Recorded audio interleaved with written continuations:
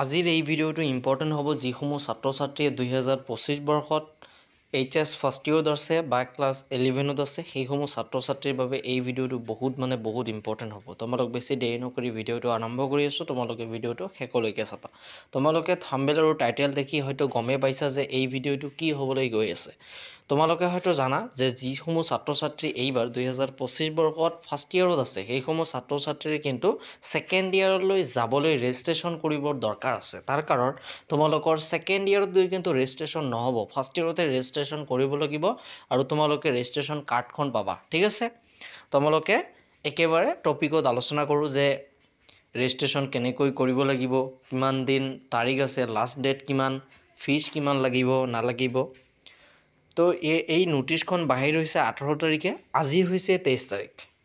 আজি কিমান তাৰিখ? আজি হৈছে 23 তাৰিখ, 18 তাৰিখে বাহিৰ হৈছে। গতিকে এই নোটিছখনত কোৱা আছে, মই তোমালোকক ইমান পঢ়াই বুজাই নিদিওঁ, মই তোমালোকক চিম্পলভাৱে বুজাই দি আছোঁ। যিখিনি লিখা আছে সেইখিনিয়ে কথা মই তোমালোকক ক'ম। ঠিক আছে, ইয়াত কৈ দিয়া আছে কি যে 2025-26 বৰ্ষত যিসমূহ ছাত্ৰ ছাত্ৰীয়ে ফাৰ্ষ্ট ইয়েৰত আছে সেইসমূহ ছাত্ৰ ছাত্ৰীৰ কাৰণে ৰেজিষ্ট্ৰেশ্যন আৰম্ভ হ'ব নহয়, আৰম্ভ অলৰেডি হৈছে। 21 তাৰিখৰ পৰা আৰম্ভ হৈ গৈছে। 21/7/2025 মানে জুলাই মাহৰ 21 তাৰিখৰ পৰা ৰেজিষ্ট্ৰেশ্যন অলৰেডি আৰম্ভ হৈ গৈছে আৰু লাষ্ট ডেট থাকিব তোমালোকৰ 30 তাৰিখ, মানে 30/8 মানে কি? 8 মানে হৈছে জুলাইৰ পিছত কি আছে?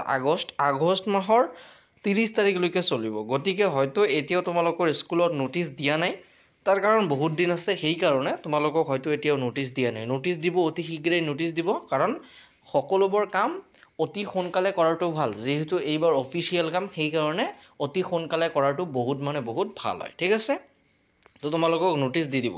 তাৰপিছত ইয়াত কৈ দি আছে কি যে কেতবোৰ লিংক দিছে, এই লিংকত তোমালোকে ভিজিট কৰিব নোৱাৰিবা।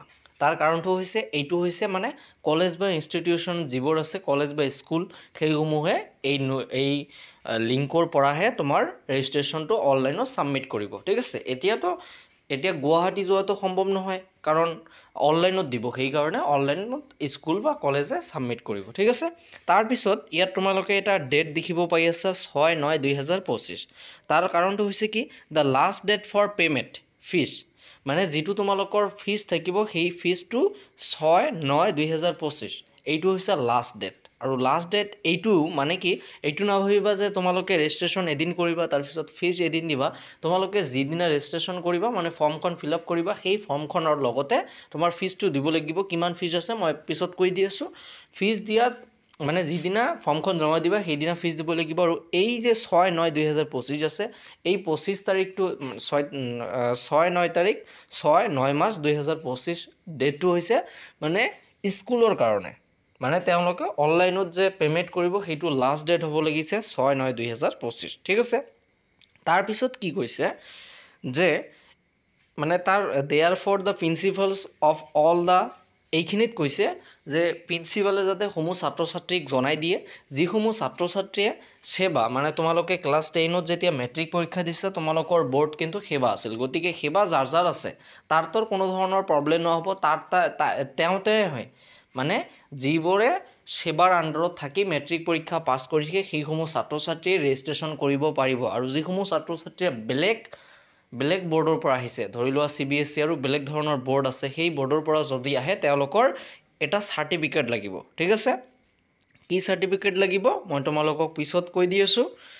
তোমালোকৰ মাইগ্ৰেশ্যন বুলি এটা চাৰ্টিফিকেট আছে, সেই চাৰ্টিফিকেটটো লাগিব। তাৰপিছত এইটোৱে কৈছে the students who have got admitted through Darpan admission portal are allowed to get their names recruited through the affiliated institutions, মানে যিসমূহ ছাত্ৰ ছাত্ৰীয়ে দৰ্পণৰ দ্বাৰা এডমিশ্যন হৈছে সেইসমূহ ছাত্ৰ ছাত্ৰীয়ে ৰেজিষ্ট্ৰেশ্যন কৰিব পাৰিব। এইখিনিও কিন্তু ইয়াত কৈ দিয়া আছে। ঠিক আছে, গতিকে তোমালোকে যদি সেৱাৰ আণ্ডাৰত পৰীক্ষা দিছা, সেৱাৰ আণ্ডাৰত পৰীক্ষা দিলে তোমালোকৰ দৰ্পণত নাম অন্তৰ্ভুক্ত কৰাই আছে। আৰু যিসমূহ ছাত্ৰ ছাত্ৰীয়ে বেলেগ বৰ্ডৰ পৰা মেট্ৰিক পাছ কৰাইছে সেইসমূহ ছাত্ৰ ছাত্ৰীৰ কাৰণে ফিজটো কিন্তু অলপ বেছি হ'ব। ইয়াত দেখা তোমালোকৰ payment for fees, registration fees হ'ব লাগিছে 250।